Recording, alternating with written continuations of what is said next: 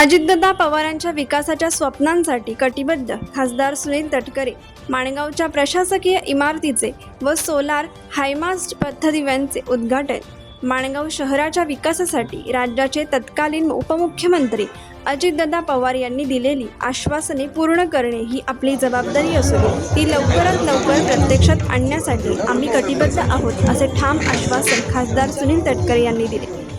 माणगाव शिक्षण प्रसारक मंडळाच्या नव्याने उभारण्यात आलेल्या प्रशासकीय इमारतीचे तसेच शहरातील हायमास्ट आणि सौर पथदिव्यांचे उद्घाटन खासदार सुनील तटकरे यांच्या हस्ते उत्साहात पार पडले। या सोहळ्यात बोलताना त्यांनी माणगावच्या सर्वांगीण विकासाचा रोड मॅपच नागरिकांसमोर मांडला।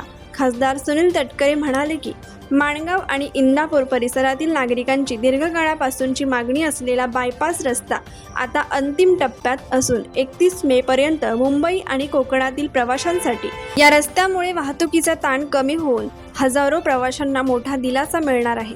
याशिवाय माणगाव आणि इंदापूर येथे पर्यायी मार्ग उभारण्यासाठी अजितदादा पवार यांनी पूर्वीच 22 कोटी रुपयांचा निधी मंजूर केला होता।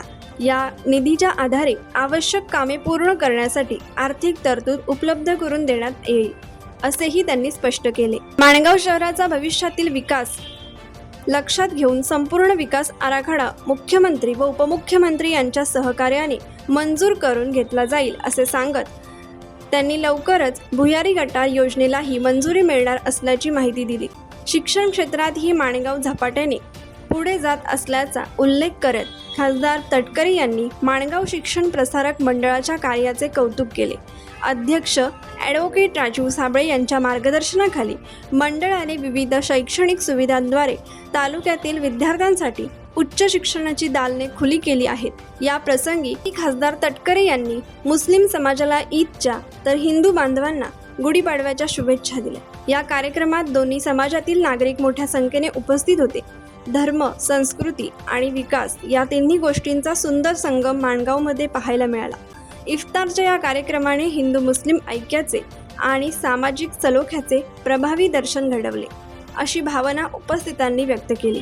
माणगावच्या विकासाची नवी पहाट उगवण्याची आशा व्यक्त करत नागरिकांनी या कार्यक्रमाला उत्स्फूर्त प्रतिसाद दिला। कोकण एक्सप्रेस चॅनलसाठी माणगाव प्रतिनिधी अरुण पवार। कोकण एक्सप्रेस चॅनलला लाईक करा, शेअर करा आणि सबस्क्राईब करा।